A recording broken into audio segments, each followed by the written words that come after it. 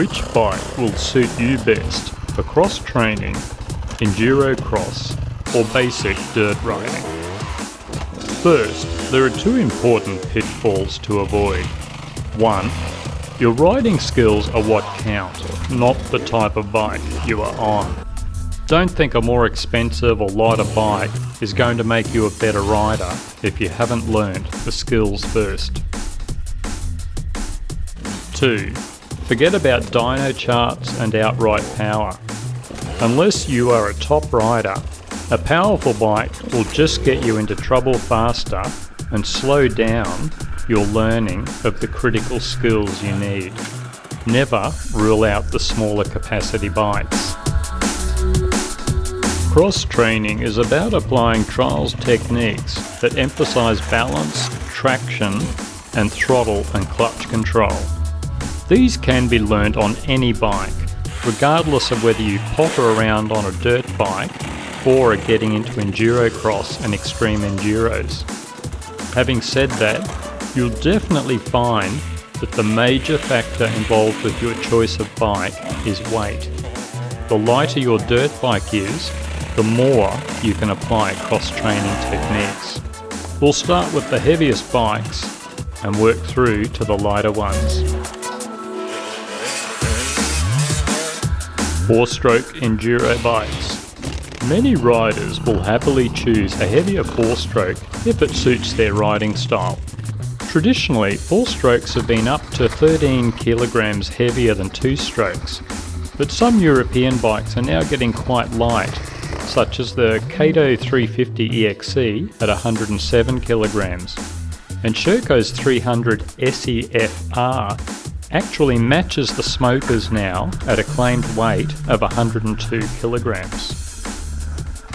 Advantages of a 4-stroke: longer engine life due to a dedicated lubrication system, no messing around with premixed fuel, power delivery can be more suited for traction and hill climbs, better fuel economy and less emissions for the environment, and far more engine braking than a 2-stroke. Disadvantages: 4-strokes have more complicated engines, so servicing is more expensive and tedious. They only fire half as often, so generally can't match the 2-strokes for outright power. As mentioned, they are usually a heavier engine too. Nonetheless, you will occasionally see the top riders in enduro cross and extreme enduro events on 4-strokes.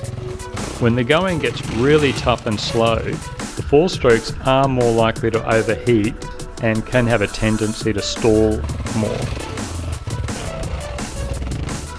2-stroke enduro bikes. This category is dominated by 2-strokes from 250 to 300 cc's due to their light weight.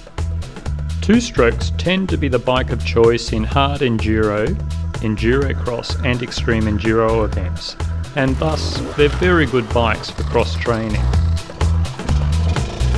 Almost without exception, you will find the world's best extreme enduro and enduro cross riders on 2-stroke, 250 or 300s. Some riders prefer the 250s, which usually have the same top-end power, but can actually be more manageable in tight terrain due to less power down low. As a rule, 2-strokes will need more attention to careful throttle control in slippery conditions, and the lack of engine brake will mean covering the rear brake for downhill runs, wheelies, and some of the more advanced cross-training techniques. Once dominated by KTM, the 2-stroke class now includes bikes like the GasGas EC300, Beta RR300, Husqvarna TE300, the Sherco 300 SER and the TM300. Don't fall into the trap of thinking there's no replacement for displacement. Some ride 200cc 2-strokes. These are even lighter, and the reduced power at lower revs can actually make them a more easily managed bike in gnarly terrain. The 2014 National Enduro Cross champ in our Trials Club rides a 200 EXE, and it's impressive seeing what he can do on a small bore bike. There's an increased need for clutch work for some techniques, but if you're looking to learn trial skills, that's actually a good thing. Hybrid bikes. A very interesting development over recent years is a hybrid range of bikes that are halfway between a trials bike and dirt bike. These have the added advantage of usually being street ready in many countries, which opens up the possible areas you can ride them in. Bikes in this range include the Ossa Explorer, KTM Freeride 250, Freeride 350, and the Sherco X-Ride. The Freeride 350 is actually only just slightly lighter than a two-stroke, so it really only just fits into this hybrid category. But the other bikes are simply amazing in tough terrain due to their light weight. If you mostly ride tight, technical terrain, a hybrid bike is well worth considering. However, if you ride hard most of the time, or mostly ride open flowing trails, these hybrids probably won't suit due to their lighter suspension, less suspension travel, and detuned engines.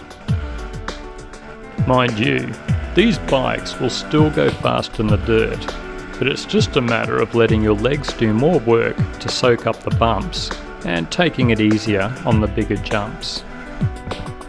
While the fuel tanks are usually bigger than a trials bike, they are usually much smaller than those on enduro bikes. A telling sign is that none of the top riders in extreme enduros or enduro cross events race on hybrid bikes. They simply aren't built to handle the stress of a hard enduro and a top rider. Trials bikes. A modern trials bike typically weighs under 70 kilograms. Forget the ramp, you just lift these babies onto your trailer or truck. They are incredibly responsive to changes of body position. Trials riders can bounce from a standstill and flick the bike through 180 degrees. If you are serious about learning cross-training techniques, then a trials bike is perfect for learning the skill, then transfer it to your dirt bike or enduro bike. Trials bikes are obviously not intended for enduro riding, although some riders do fit aftermarket seats and carry extra fuel on the handlebars for dirt riding. However, the short wheelbase and short, soft suspension means you won't be riding it like a hardcore enduro bike over jumps and the like. If you are really serious about cross-training, a trials bike is almost a must. Virtually every top extreme enduro rider in the world has been a trials champion at some point in the past. And our personal choice for top enduro cross or extreme enduro bike, the DR 1800, a heavily modified Suzuki DR 650. There are small issues with weight and ground clearance, but these are offset by the amazing power output, 120 horsepower at 2000 RPM, a true hill climbing beast.